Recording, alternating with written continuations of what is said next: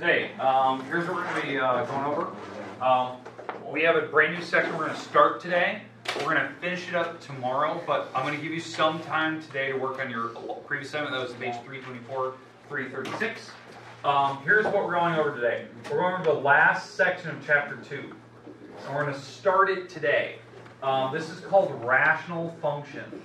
Now, I know that seems like the last stuff we were doing, but it wasn't. The last section we did was called rational roots. Roots where you could set up, like there's this weird little rule where you could set up your fractions, and you could find numbers that could potentially be the X-intercepts. That's what that whole last section was about. Finding numbers that could potentially be your X-intercepts when you couldn't factor that problem apart and do the multiplicity test. But the big thing is, our goal is still graphing. Like, can we graph a complicated looking function? Can we graph what we call a complex function? Which, not in the sense of like the word complex, like the category of numbers, but something that doesn't look like a polynomial. So what they refer to as a rational function. Rational means fraction. Okay, so that's what we're going to be going over. The big thing here is that we are still going through our four checklists, our four-step list. Okay, if you don't know what the four steps are, number one was talking about end behavior, right? Where do the tails go? Now, do we know, instead of calling end behavior, I think we called it the leading coefficient test. Number two, can we still find X-intercepts? We'll talk about that today. Can we find Y-intercepts? So it's going to be tying everything together but doing it for more complicated pictures. And then obviously the last one was called the symmetry test or the turning point test. Now, can we figure out, is it symmetric at all? Right? In no particular order. The problem is we are adding a brand new part to it today. Brand new. And it's and you've already heard these words before, but you've probably never seen these tests before. It's called the asymptote test. I know, it's a funny word, giggle, giggle. All right, the asymptotes. There's three types. Okay, three types. The first type is called the vertical. We'll talk about that one first. The second one is horizontal. And the last one is slant. Now, I said we're going to introduce this today. We're probably not going to get to the word slant today. The reason why that one has too many complicated rules. The goal today was not to kill all of your time. It's just to get to the intro of this so we can get to the slant tomorrow, because that will take the most time for us. But where this fits in the whole scheme of things, it kind of fits in the middle ground, in here somewhere, when you're doing a more complicated problem. That you try to see if you can see where the end behavior goes, if possible.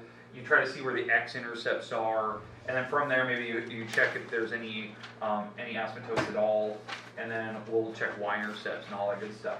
Now, let me give you an example today. The one problem we're going to be doing over and over and over today. It's this one problem. F of x is equal to x plus 1 over x squared plus 3x plus 2. That's impossible. It's tough, right? This is not a polynomial. Polynomials don't have fractions. They just go straight across this big string of numbers and letters combined with basic operations, but not division. So this problem, I can't even divide that. No, think about like synthetic division or long division, because talk about the numerator is too small. If I were to try to put this in the house, long division style, this is the dividend. That's in the house. This is outside the house. I have too many zeros. I can't even divide that correctly. So it's one of those things you can't even do it, right? It won't work. Now, there is little things we can do to this problem, like we can factor things apart and cancel stuff out. Well, that comes into these things. Because right now, I can't even tell you where the end behavior goes right now anyway. I know where they're going to go, but I can't tell you this yet because that's not a polynomial. And I can't figure out X-intercepts yet because I can't divide that. Division gives me X-intercepts. Right? Factoring gives me X-intercepts. I can't do that yet. So we're going to jump right into these. We're going to do the vertical and horizontal asymptotes here. So let's start with the vertical asymptote. How do we know how to find it?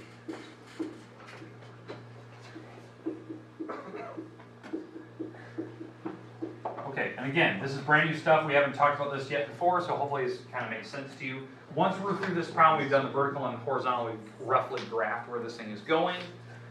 Then I'll do one example of your homework that you had, because I want to refresh your memory on what you need to do on a certain problem there, but I was not here yesterday to show you.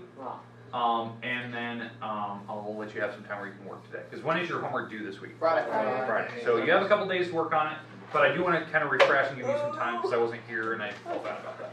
Okay, all right. But here we go. Vertical asymptote. Let's talk about the rules. The rules for a vertical asymptote. It's when you factor the rational expression apart, and it's whatever makes the denominator 0. It's whatever makes the denominator zeros. So if we factor this thing apart, this problem factors up to be this. X plus 1 on the top. I can't really factor that. It's just a binomial. I can't do anything with it.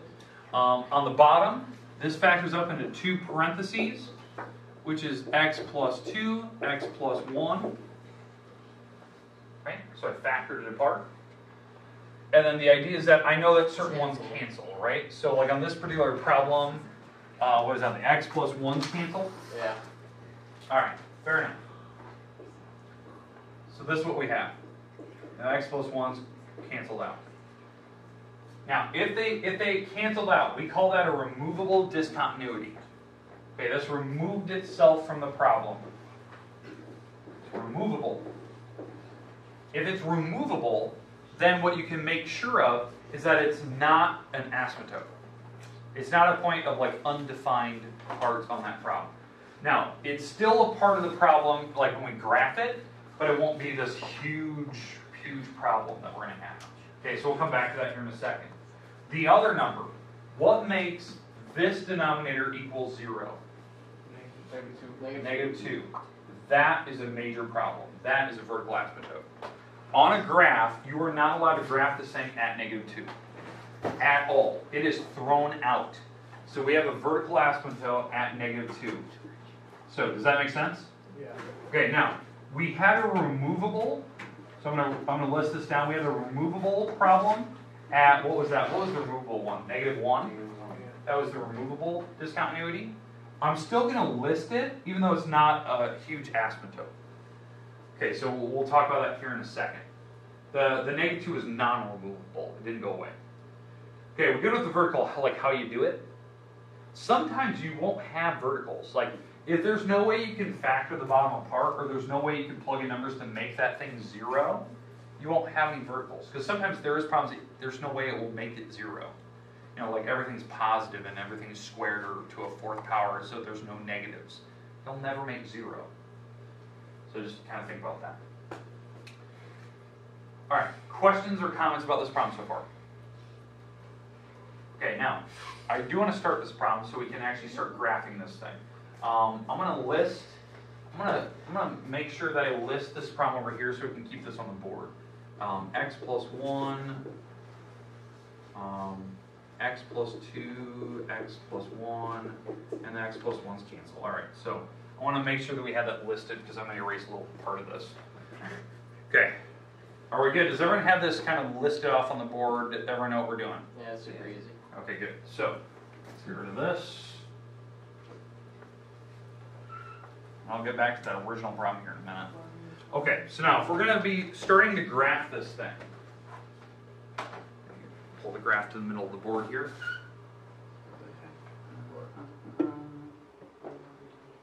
Okay, so we're gonna start graphing this thing. We cannot graph this thing at negative 2. Negative 2 here is a vertical asymptote. That means we're going to have a dashed line of where this thing cannot cross this line. That's what an asymptote is. It's a point of non-value, right? You cannot even use it. It's undefined at that point. Okay, are we good at negative 2, like along the x? Okay, now, there was a removable number. What was the removable number on this? Okay, -1.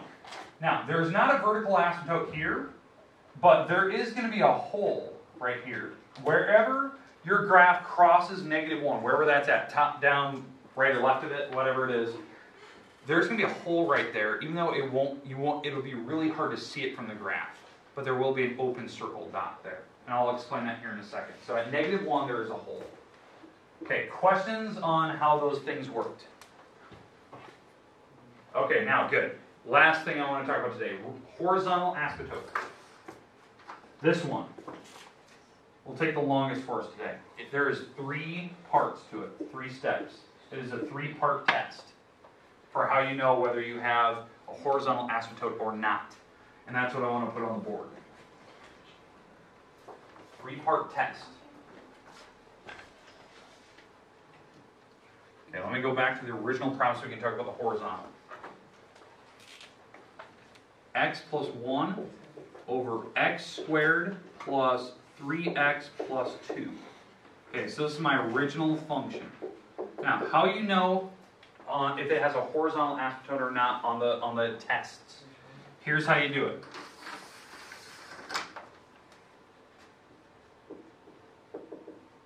So the horizontal asymptote test.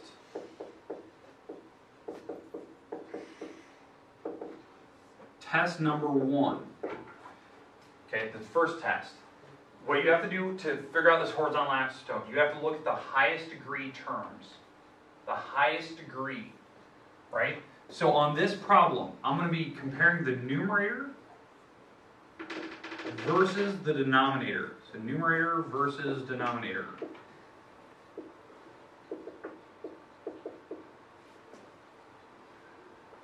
Okay, now, what is the highest degree on the numerator? Up here, what's the highest degree? 1. 1, okay? So this is 1 versus, what's the highest degree on the bottom? 2. 2. Okay, that's the highest degree on the bottom. So it's 1 versus 2, top versus bottom. So on test number 1, if the top power, the top degree, is less than the denominator, is less than the bottom, which in this case it is, right? Your top power is definitely smaller than the bottom. You have a horizontal.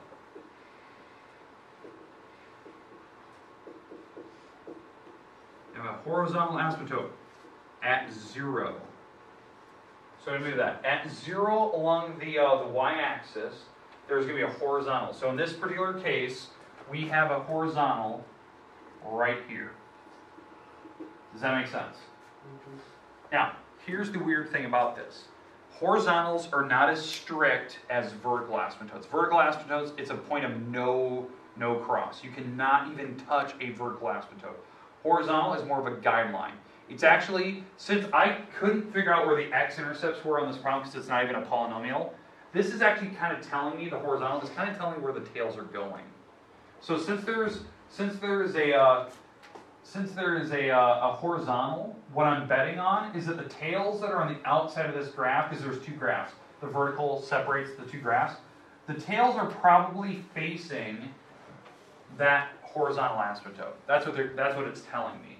They're probably getting really, really insanely close to it on the outsides. So this tells me actually the end behavior of what this graph is doing by doing the horizontal. Okay, does that make sense? Now I don't know where they're at. They might be top or bottom. You know, this thing might be here, or this one might be the top half. We'll get to that, but it's telling me they're plugging up right against it. Okay? All right, questions or comments about test number 1? Which this one passed, test number 1. Okay, good. Let's get rid of the computer stuff. We don't need those. All right, test number 2. Test number 2. And I'll make up a new example for this one. For test number 2, if the powers, like the top and bottom, numerator versus denominator, if the powers are exactly equal to each other, like the degrees are the same. So, in fact, let me put that. If the top degree is equal to the bottom degree, then you have a horizontal asymptote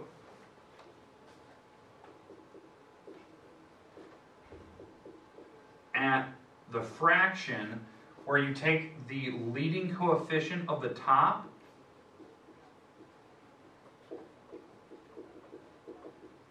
and you divide it by the leading coefficient of the bottom. So I'll give you an example here in a second. But you have to set up the fraction with those two numbers. That's what you're going to get. Okay? So, for instance, let me make up a new problem that we could do. Because this one, do you agree the top power is smaller than the bottom? Mm-hmm. So I don't have this step 2. So, but if the powers were the same, let's say it was this. Let's say it was 3x squared plus 5x plus 1. And we're dividing by 17x squared plus 8x. Right? So let's say that those are my things. And when you're comparing the top power versus the bottom power, the powers are the same. So what this is saying that you take the front numbers, the leading numbers up front, and you divide them. So my horizontal will be at that number. So it would be at 3/17. So it wouldn't be at 0, it would be just above 0 at 3/17, positive 3/17. Does that make sense? And now, even if one of these numbers is negative, fine. You'll be at negative 3/17. That's where the horizontal line would be. So that's where the tails would hug up against it. That's if the powers are the same. Now, we don't have that, so we don't have to worry about it. Third step, and this is the easiest one. Third rule.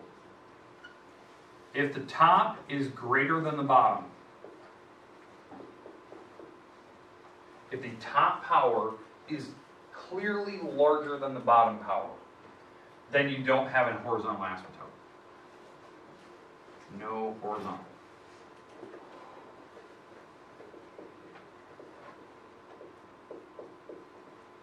So if the top power is bigger than the bottom. So no matter what the problem is, if the top power exceeds the bottom, no horizontal. In fact, the reason why you wouldn't have a horizontal is that the top power is bigger. You could just long divide it, and now it's a polynomial. You could actually just make it a normal polynomial, and then you can just do all the normal stuff. You can do the end behavior, the x-intercepts, y-intercepts, because you can just divide it and make it a one long string. Because that's what we want. You can fill in all the zeros and divide it. Okay, are we good with that? Check. Now, obviously, I haven't even drawn this thing yet. So, because I couldn't figure out the x-intercept because I couldn't divide my original problem. We figured out the x. We figured out the horizontal. We figured out there was a vertical asymptote. But now I have to kind of graph this thing, like see where it's going. So how are we going to do that? Well, this is where you set up a couple numbers. So let me get rid of this.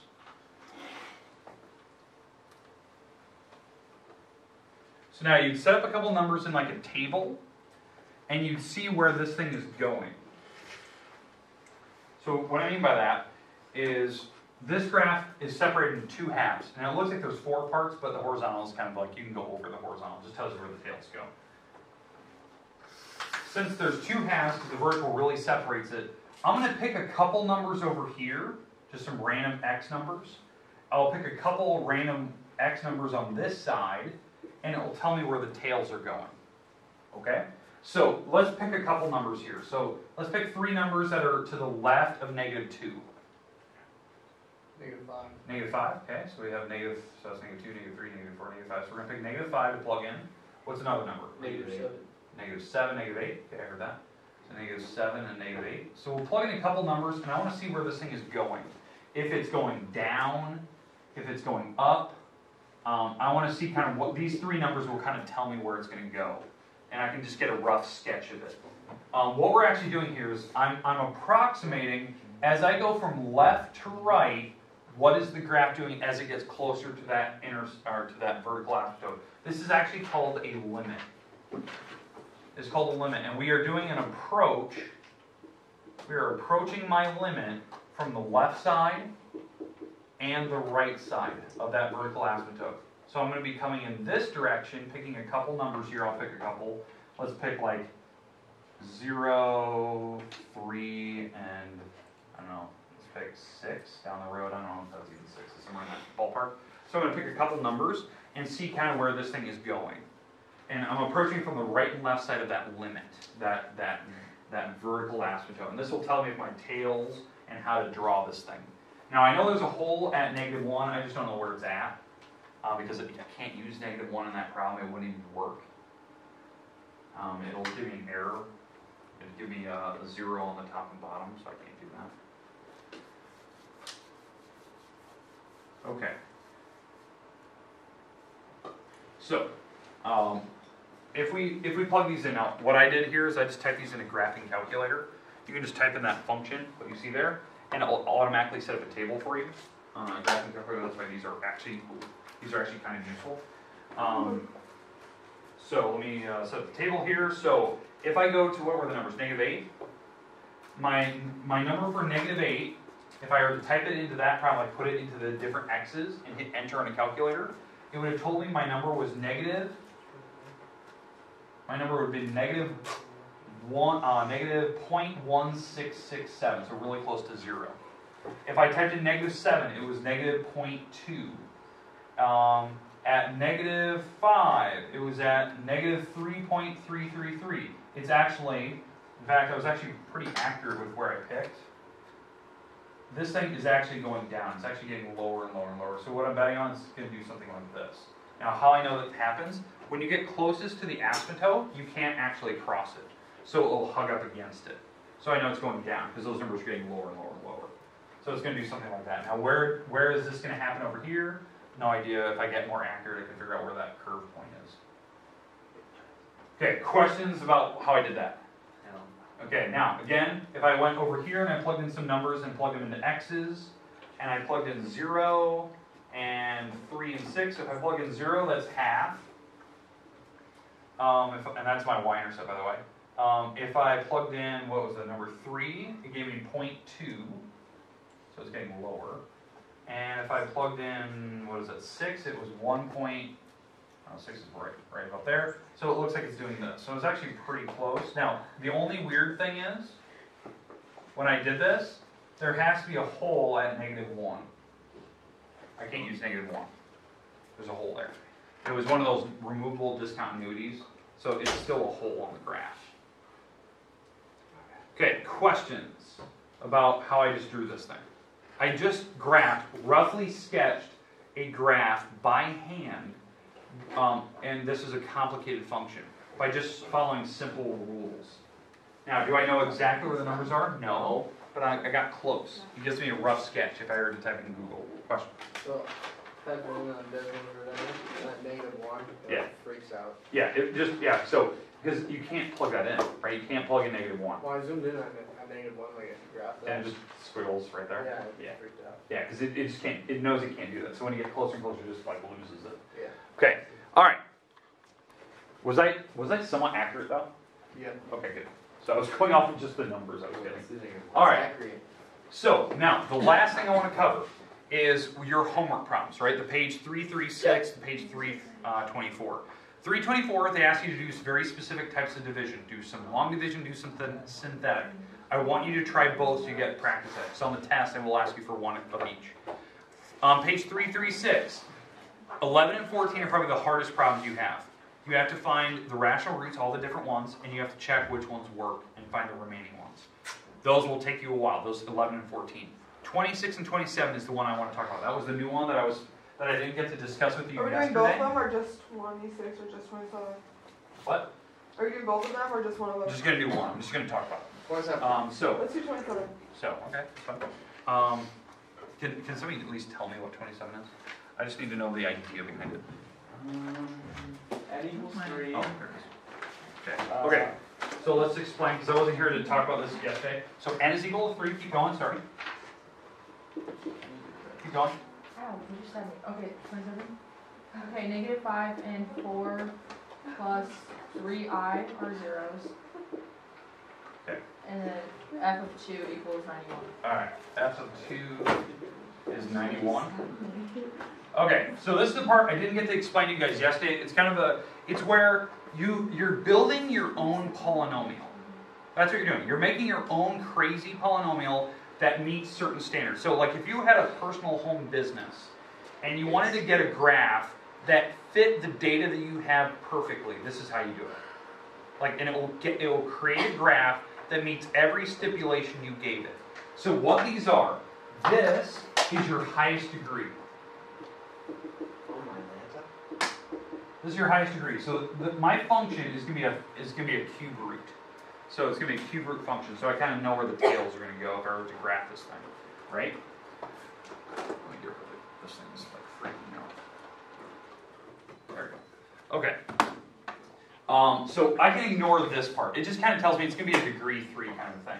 The other numbers, this thing, this is an X-intercept. Both of these are. These are the X-intercepts. So what you're allowed to do is you're allowed to set these up in their respected parentheses. Now, since this is imaginary, there's two imaginaries. They always come in pairs. One's positive, one's negative. So it's plus minus. Even though they only give you one, there's always two. Okay, so that's what you have to think about. Okay, so how do I make negative 5 in a parenthesis, like a binomial? X plus 5. Exactly right. You always use the opposite, right? That's what you do. That's what I'm going to do with the other one. So I have two of these here. So how do you make this an opposite? It's x minus the 4 plus 3i. And then that's one of the parentheses. And then the other parenthesis is x minus 4 minus 3i. Because those are my roots. Now I know that's weird. Those are imaginary. It's a complex number. But these are my x-intercepts. Now, what I would do personally, I would FOIL the imaginary ones out first. Because all the i's would go away. And then whatever that answer is, you can FOIL it to this one. And that's your polynomial. That's what I'm creating. Now, what is this? This is the idea is that if you're making your own home data, the idea is that the negative 5 was one of the spots where you hit the x-axis as an x-intercept. So maybe on the 5th month, you hit profits of 0. Your losses or gains. You hit the black. It's Black Friday for you. You hit 0. Okay? And then the idea is the rest of them are imaginary because maybe you're above the graph or below the graph. And we'll see that here in a minute. In fact, you're probably above the graph because of this. Okay? Alright, so now I'm going to FOIL this together. So this is x minus 4 minus 3i.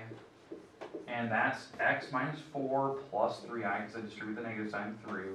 And now I can FOIL that all out together. So if I FOIL this out, that's x squared, negative 4x, x times 3i is 3ix. Is everyone seeing how I'm doing that when you're FOILing it? And then I got to take the negative 4 times everything in the back, so it's negative 4x, positive 16, negative 4 times 3i is negative 12i. And I'm still going because there's gonna be 9 items here. Negative 3i times x is negative 3ix. Negative 3i times negative 4 is positive 12i. And negative 3 times positive 3i is negative 9i squared. And what do you remember from algebra class about I squared? It's Negative 1. Negative 1. So this is a negative 1 times negative 9, so that means that's positive 9. That's just, I can just change it right away. Easy. And now what should happen here is a bunch of these things should go away. All the eyes. Like all the i's are gone because they're opposites. The i's are gone. And so we're left with just little simple things. And now we can FOIL the rest out. So this is x squared minus 8x plus 25. And I can FOIL, or can distribute that to x plus 5. And now you have your polynomial, right? You can just keep going. Now, where does that last thing come into play? The 2 and the 91. There is still a chance that, even though you have your polynomial that fits your data set, it may not fit it perfectly. Maybe it's missing a curve. Maybe it didn't hit the highest point you've ever made sales. Maybe this is your highest sales day. That you had, the second month, you had 91 sales. Maybe you're keeping track of sales that day. Well, maybe your data didn't fit it when you graphed it. So what they allow you to do is when you FOIL that all out, you can take your function, wherever you get from down there, right? Whatever that function is. It's going to be something cubed and blah, blah, blah, blah, blah, right? You can imagine that there is a number outside that multiplies on it. So that's an a, right? There's an imaginary a that I can multiply on this function that would give me the magical number of 91. And what you do is to figure out what this a number is, you plug in 2 to all these x's. Wherever there's x's, you plug the 2 in, because that was the number they gave you. And you solve for a. So whatever this answer is, you divide that over to the other side with the 91, and you get your a number. Now why that's important is because that will give you your final polynomial. Because your final polynomial will be that thing that you just found right there with the a number out front of it. Now whatever that thing FOILs out to be. And this a number is what you put there. That's where the 291 is. It's fitting the formula. It's fitting the formula with where your highest and lowest points are. That's why we're using the 291. it's fitting the mold so your data works with it. This is perfect for like a small business if you're trying to make super accurate drawings of graphs to predict things. Like when will it start going back down again? What could be your highest later on, that type of thing. Because maybe that's not the highest point, that's just one of the months you kept track of. And you want to see, did it work? Am I fitting the mold? Okay, but again, you have to FOIL that mess out, the part that I was left with there, and then plug the 2 in and the 91 and solve for A, the A that was magically out front because you want to make it fit. Okay, questions. That was your number, what, 27? You're nearly done with that problem. You only have like 2 steps left. Okay. All right, well, that's it for today. Homework's due Friday. We're going to continue notes tomorrow. What? I thought you said you were going to give us time today.